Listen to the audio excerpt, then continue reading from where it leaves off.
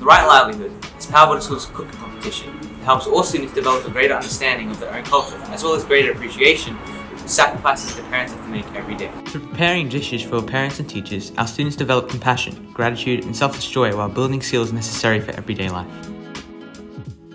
So time management, focus, compassion, what Buddha actually taught us, that's all they are going to learn through today's life. Not just cooking, but you will learn all the values behind it. Nice. I think different dish, a different taste.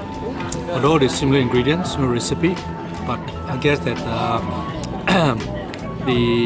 the way they cook it, patience, the joy, probably may give a different flavor. That's my view.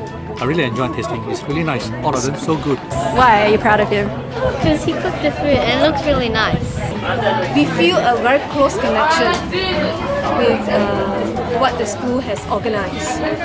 So, and because of that, we would like to come in to support other kids as well. So we were a bit nervous.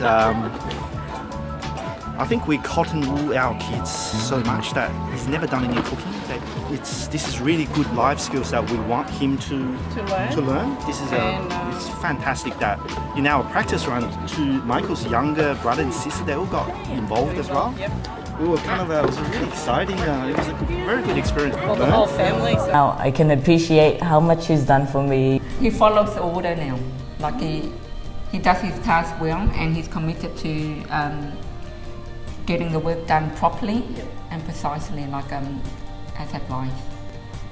I was actually surprised. I was shocked actually. Like Richard has never been in the kitchen, let alone holding a spatula or a frying pan.